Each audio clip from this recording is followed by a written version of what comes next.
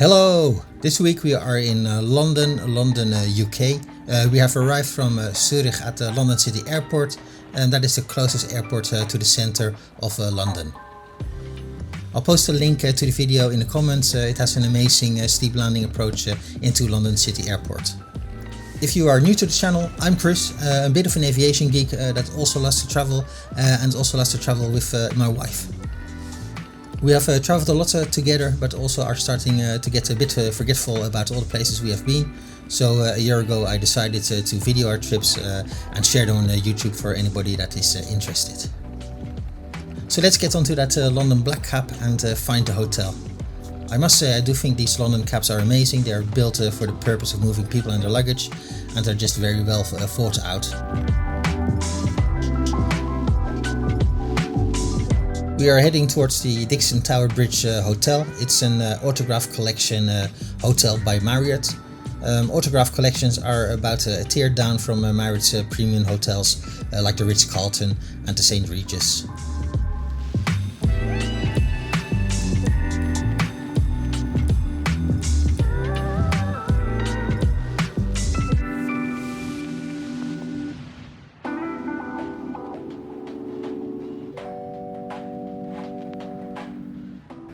I do want to mention a tunnel we went through underneath the Thames to get to the other side of the Thames. It was only one lane each way and pretty scary to be honest. Research showed me it was the Rover Hive tunnel built in 1908, basically for horse and carts as pedestrian motorized vehicles were still very limited at the time. To no surprise, it also made the top 10 of the most dangerous tunnels in Europe back in 2003. Also a nice thing to know is that horse and carts were finally banned in 1952, if you can believe it. The hotel is about 10 kilometers from London City Airport. It has no on-site parking if you are wondering, and if you are crazy enough to want to drive through London. This is a location hotel. It's a short walk and you're at the Tower Bridge and of course all the other tourist sites near there. The Dixon Hotel, I guess, is named after the architect John Dixon Butler, which I looked up, who designed it. The building was originally a magistrate court and a police station that opened in 1906 and it closed down in 2013. This is when they repurposed it as a hotel and they brought back the theming of its history into the design of the hotel.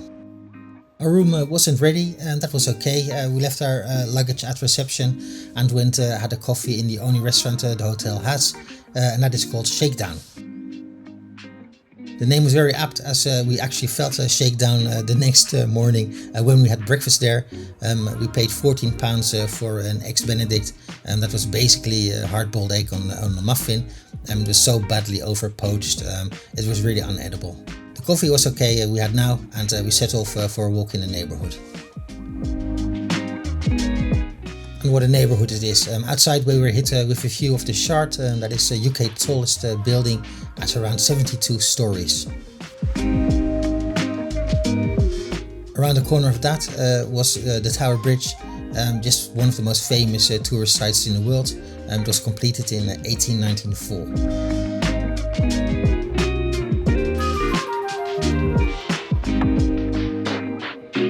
And I must say it's quite strange that a bridge can become so iconic, but I guess I understand why. On the other side of the river we can see the Tower of London. That's another iconic building. Its oldest parts date back to 1189, I think. It has a long and a very fascinating history, but also a very cruel and gruesome history. As we are walking along the bank of the Thames, we pass City Hall, which was designed by a very famous architect called Norman Foster. You might have heard of him. And passing City Hall, we came across the HMS Belfast, which is a Royal Navy light cruiser, and that is converted to a museum now. Basically, large parts of London are a museum, to be honest.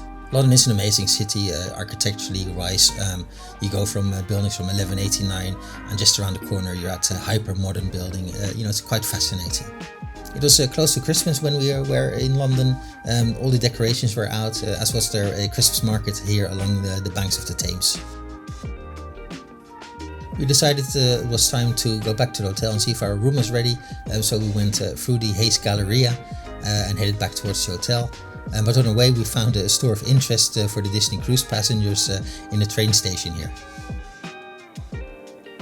Back in the hotel, it was really well past check-in time now, and our room still wasn't ready, so they offered us some free drinks in the hotel Cortroom bar.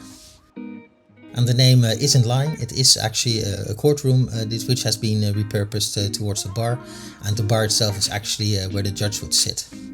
The drinks were good, and they finally had the room ready. They came and collected us, and they also moved our baggage into the room, so that was all handled very well by the hotel.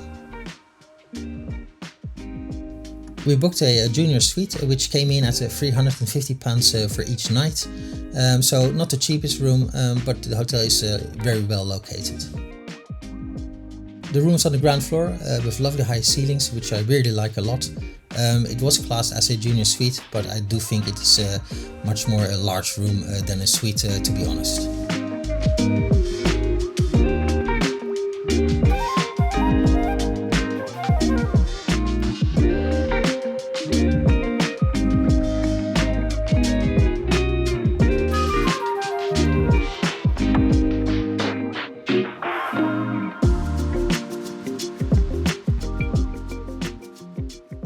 The room came with all the expected basics like a coffee and a tea maker, a mini fridge, it has a safe of course, a nice bathroom, no bath, but that's really fine by me because I prefer a nice walk-in shower over a small bath anyway.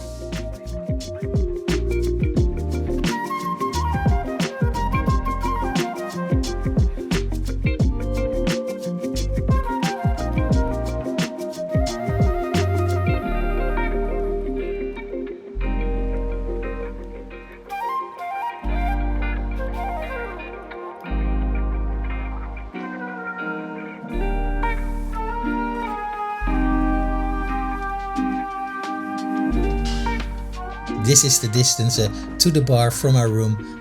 Excellent. At night we had a reservation at the Baluchi Indian Restaurant, which was just down our street. It's located in the Lalite Hotel, and the restaurant itself is in a former assembly hall of a grammar school. It was a very impressive restaurant space, also very pretty. It was empty almost when we arrived, but it filled up later. My wife can't eat gluten, and their menu had a lot of items marked gluten-free when we did our research for where to dine. However, the manager was very concerned about cross-contamination, as the kitchen was quite small. They took really great care to make the meal safe for my wife, and we really appreciated that. My starter was a insanely tasty dish of lamb chops with smoked aubergine and a potato choke. I myself had the paneer with a coriander chutney. Both dishes were very nice. For our mains we got two curries basically to share. A sort of classic British tandoor roasted chicken in a butter curry sauce, and a monkfish in Malabari fish curry sauce. The spices were so spot on in both dishes. Even the mellow butter curry was very flavorful. Indian restaurants in the Netherlands really aren't that good. It's taking me a long time to find any decent ones, and to be honest I haven't really found one yet, so if you know any good Indian restaurants in the Netherlands, let me know. We skipped dessert and headed out and went for a walk down to the river again to see the Tower Bridge at night.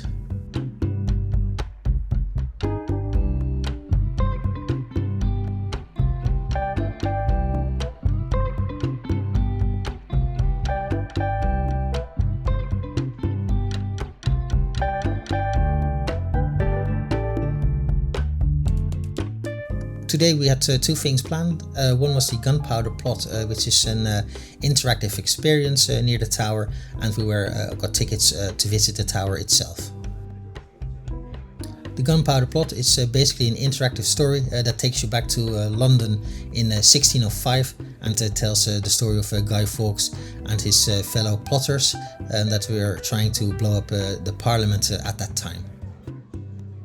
It's an immersive tour with live actors that act out things for you. There's virtual reality in it, and it basically gives a history lesson, and at the end it lets you choose the outcome.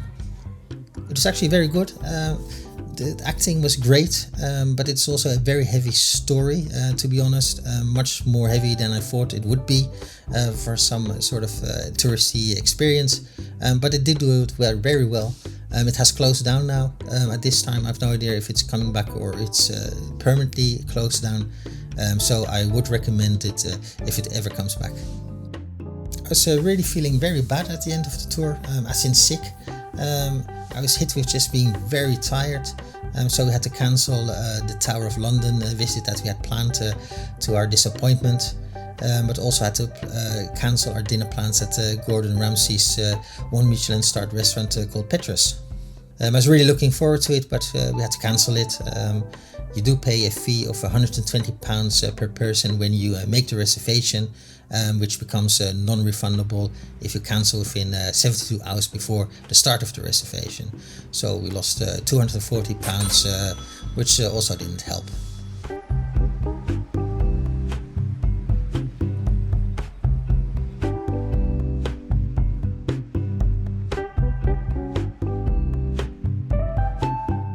I slept on and off for about 18 hours straight.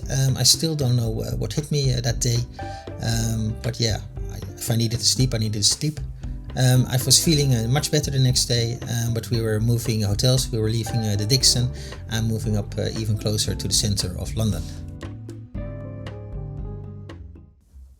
I'm saving the next 2 days for the next video, where we're going to stay at a very expensive hotel, eat very expensive fish and chips. We have some very nice cocktails, and we walk down a shopping street way out of our budget, and there will be much more in the video. Thank you for watching. Do like if you like the video. Do share your thoughts on London, on the city, tourist attractions. Share any tips with other viewers. Do leave that in the comments, and subscribe if you haven't yet. So that's it for this week. Bye bye.